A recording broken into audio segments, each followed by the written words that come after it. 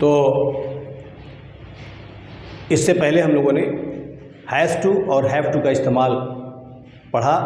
मुझे उम्मीद है कि हैज़ टू और हैव टू का इस्तेमाल आपको समझ में आ गया होगा, जिसमें कोई काम दबाव और मजबूरी में प्रेजेंट टेंस में करना होता है। जैसे तुम्हें जाना है, मुझे काम करना है, माँ को आराम करना है, उसे जाना पड़ता है, काम करना पड़ता है, तो हैज़ टू और हैव टू से बनाते हैं। लेकिन इसी को पास्ट टेंस में अगर हम चले आएँ और आ जाए कि मुझे जाना था, बच्चों को काम करना था, लोगों को काम करना पड़ा, माँ को रुकना पड़ा, तो उसके लिए हम हैड टू का इस्तेमाल करते हैं। हैड टू, और ये सबके साथ होगा, चाहे एक वचन हो या बहुवचन हो। हैड टू का इस्तेमाल हम सबके साथ करेंगे और इसकी पहचान क्या होगी? सेंटेंस के आखिर में जाना था, करना था, पढ़ना था, या जाना पड़ता था, करना पड़ता था, दौड़ना पड़ता था, या जाना होता था, करना होता था, दौड़ना होता था, या जाना पड़ा, करना पड़ा, दौड़ना पड़ा। ये चार पहचान इसकी होगी। ना था, ना था से भी पकड़ लेंगे कि हमको हैड टू लगाना है, और ना पड़ता था, ना पड़ता था से पकड़ लेंगे, या ना होता था, या ना पड़ा, जाना पड़ा, जाना पड़ा, ना पड़ा, आना पड़ा, करना पड़ा। तो ये चार पहचान में से कोई भी पहचान आए, चाहे जाना था, या जाना पड़ता था, या जाना होता था, या जाना पड़ा, इन चार पहचान में से कोई भी पहचान आएगी तो आप हैड टू का इस्तेमाल करेंगे और वर्ब का फर्स्ट फॉर्म लगाएंगे। और इसमें एक वचन और बहुवचन का कोई मसला नहीं है, आप सबके साथ हैड टू का इस्तेमाल करेंगे। हाँ, नेगेटिव सेंटेंस में और इंट्रोगेटिव सेंटेंस में आपको टू को अलग करना होगा। सिंपल सेंटेंस में हैड टू का इस्तेमाल एक साथ होगा। तो इस शेयर के साथ मैं इस वीडियो को और इस मॉडल्स को मैं शुरू करता हूँ कि न हम सफ़र न किसी हम नशी से निकलेगा, न हम सफ़र न किसी हम नशी से निकलेगा, हमारे पाँव का कांटा हम ही से निकलेगा, हमारे पाँव का कांटा हम ही से निकलेगा।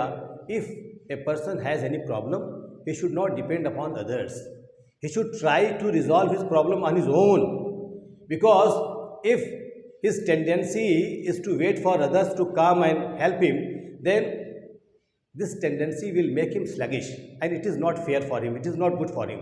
So a man should trust on himself, and if he has got any problem, if he has got any issue, he should try to solve that problem on his own. This is what the best trick of getting every problem resolved. तो मैं आपको इस video में had to का इस्तेमाल बताने जा रहा हूं, और ये हैड टू का इस्तेमाल सबके साथ करेंगे, एक वचन बहुवचन सबके साथ। तो आइए इसको एग्जांपल से हम समझते हैं। जैसे उसे रात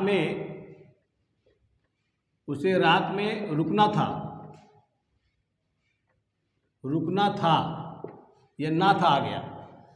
था को देखिएगा तो वाज वेयर भी दिमाग में आएगा, लेकिन वाज वेयर में कभी ना नहीं आता। नदीम खुश था, बच्चे नाराज थे, उसमें था तीसरी बात है। लेकिन अगर ना नी ने के बाद था आता है, रुकना था, जाना था, खाना था, रुकना पड़ा, जाना पड़ा, करना पड़ा, रुकना होता था, जाना होता था, है मजबूरी आ जाए तो आपको सबके साथ हैड टू लगाना है। तो ये सिंपल सेंटेंस है। उसे रात में रुकना था, पहले सब्जेक्ट उसे ही, उसके बाद ना था अंग्रेजी हैड टू, रुकना के अंग्रेजी स्टे, रात में at night, he had to stay at night, he had to stay at night, उसे रात में रुकना था। अगर होता उसे रात में रुकना पड़ा तब भी यही होता, he had to stay at night, या उसे रात में रुकना होता था तब भी he had to stay at night. तो ये चार पहचान में से कोई भी पहचान आए, रुकना था, रुकना पड़ता था, रुकना होता था, या रुकना पड़ा, तो हम सबके साथ हैड टू का इस्तेमाल करेंगे। इसका निगेटिव लीजिए, हमें वहाँ नहीं जाना था, हमें वहाँ नहीं जाना था। तो सबसे पहले हमें सब्जेक्ट, उसके बाद ना था की अंग्रेजी हैड, उसके बाद नॉट, और ये ना की अंग्रेजी टू। इस ना को टू मान लीजिए आप। तो वी हैड नॉट टू, जाना की अंग्रेजी गो, वहाँ की अंग्रेजी there, we had not to go there. We had not to go there, हमें वहाँ नहीं जाना था। क्या पहले अगर लगा दें, जैसे क्या नसीम को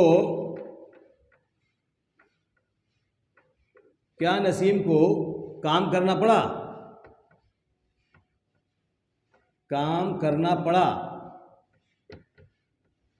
अब ये पढ़ा आ गया, इसमें भी हैड टू इस्तेमाल करेंगे।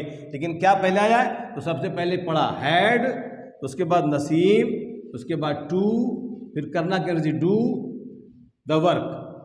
Had Naseem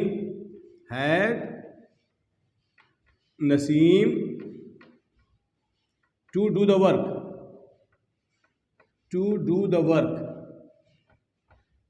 had Naseem to do the work, क्या नसीम को काम करना पड़ा। सेंटेंस के अंदर सवाल आ जाए, जैसे शादाब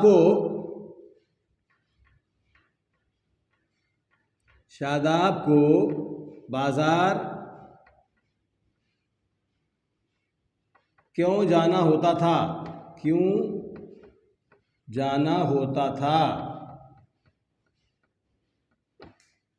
शादाब को बाजार क्यों जाना होता था।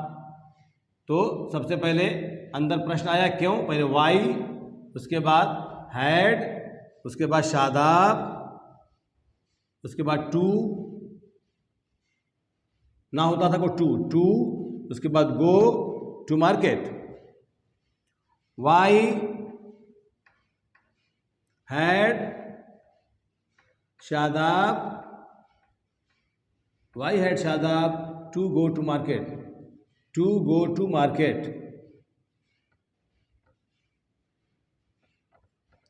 Why had Shadab to go to market.